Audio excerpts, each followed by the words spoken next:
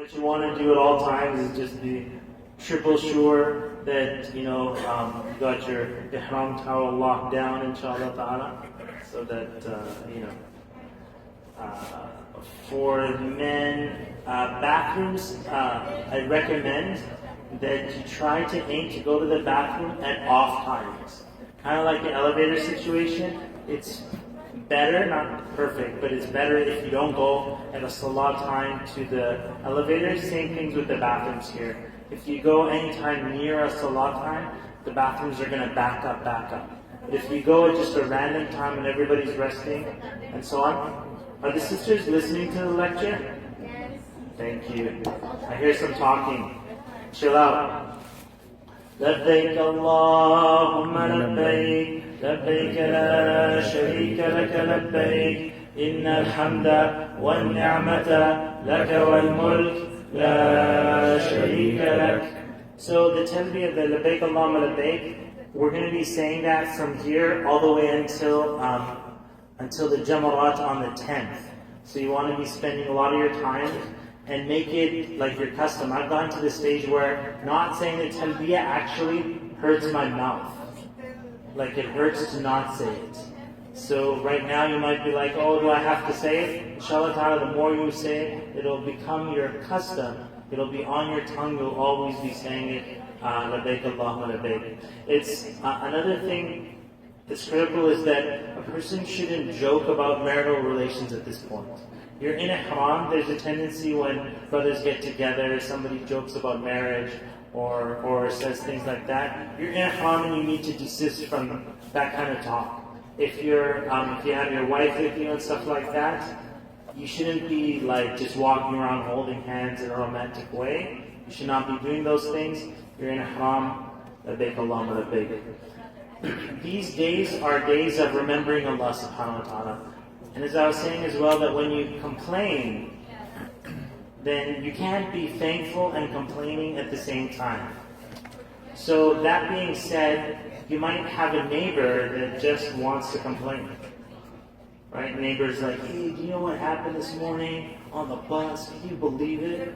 And then you don't want to be rude to them. At the same time, you don't want to spend your Hajj listening to somebody backbite or complain during your Hajj.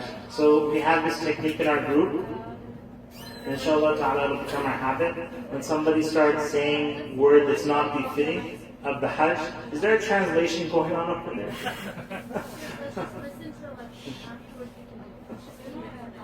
لبيك اللهم لبيك لبيك لا شريك لك لبيك إن الحمد والنعمة لك والملك لا شريك لك.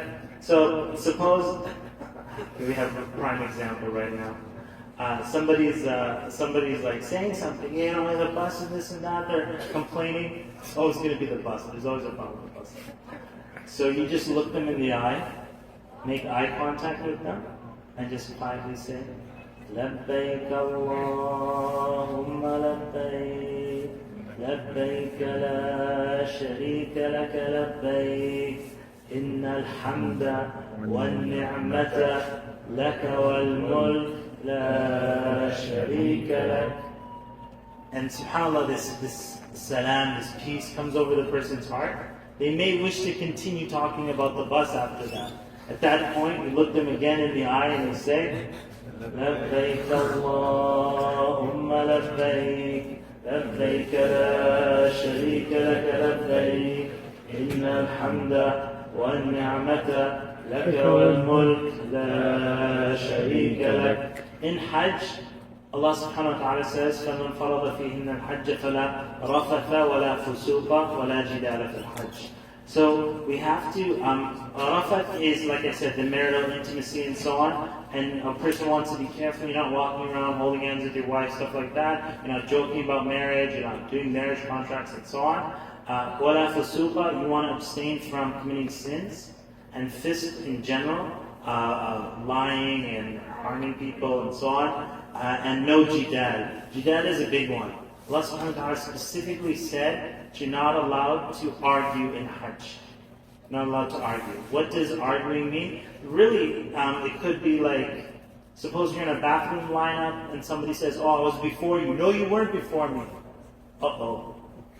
Labbaik Allahumma, then you pull back and you desist from arguing in Hajj. If you see other people arguing, you remind them of the verse. You can recite the verse to them. Instead of arguing with them as well, just remind people, do the dhikr, and you'll find that people, they're here for their Hajj, they may have forgotten, and you just need to remind them and take them on that journey of remembering Allah subhanahu wa ta'ala. In these tents, we're going to be here for Hajj again 5 days. The 8th day will be in Mina, these tent right here. And then you've got the 9th will be in Arafah, 9th night, Muzdalifah. Then you got 10 will be in Mina, 11th will be in Mina, 12th will be in Mina. How many days are we going to be in Mina? 4 days. 4 days. So Hajj basically is like a camping trip out to Arafah and coming back. So we're getting, even Arafah, we don't sleep over there, we just go there during the day and leave. So we're going to be here 4 days. That means that we have to take care of our tents.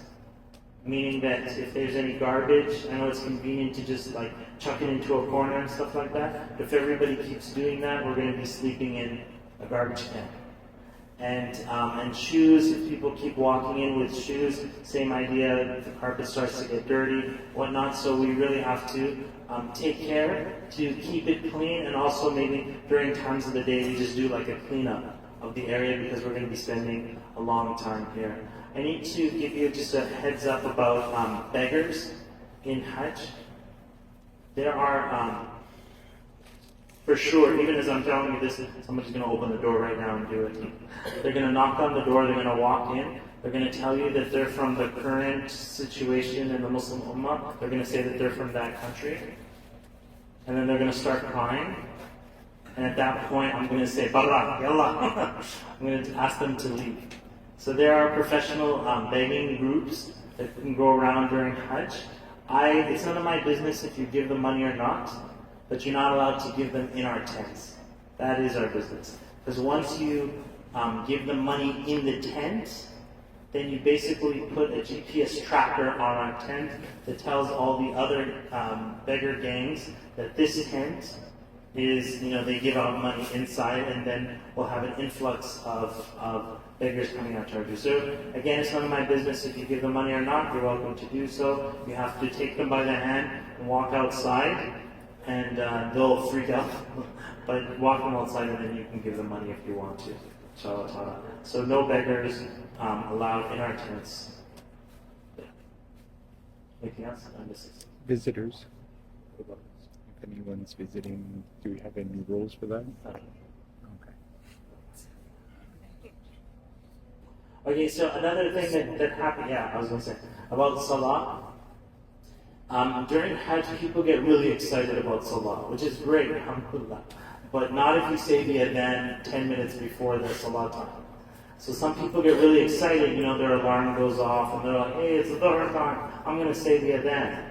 And so they say the adhan, and then the next tent over says, I heard the adhan. And then he gives the adhan, and then you trigger a mistaken adhan like chain. And it happens all the time, especially in Muzdalifah. Everybody's so close to each other, a million people, somebody gets up, starts saying the adhan, and everybody starts chains, and it's not even Salah time. So it's really critical to get your Salah timetable, take a photo of it on your phone so it's always in front of you. You don't ever have to ask anybody or keep asking if it's Salah time. We're going to make it consistent that after every Salah, we're going to wait 10 minutes. So even if everybody's ready to pray, still chill out, we'll wait 10 minutes, give everybody a chance to, or some people who are still making wudu, give them a chance to come into and go make wudu. A tip about making wudu is that you don't always have to get into the long lineups to make wudu. Sometimes you can just take like a water bottle, half a water bottle, walk out into the street. Sometimes in the street, I haven't checked the streets here, but there's water fountains in the street that you can make wudu as well. So you can just walk out of the tent, make wudu, and then come back in, instead of getting into long lineups and stuff like that.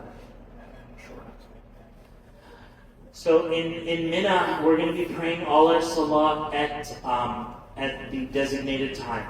So Dhuhr at Dhuhr, Asr at Asr, Maghrib at Maghrib, Isha at Isha time. But we're going to shorten them. So Dhuhr will be at Dhuhr, but 2 rak'ahs, Asr at Asr, 2 rak'ahs, Maghrib is 3, Isha is 2, and then Fajr will be 2. And then in Arafah, we'll combine Dhuhr and Asr at Dhuhr time. And in Muzdalifah, we'll combine Maghrib and Isha in Muzdalifah, and then it's back to the Mina style again, which is every salah at its time, but shortened. Inshallah.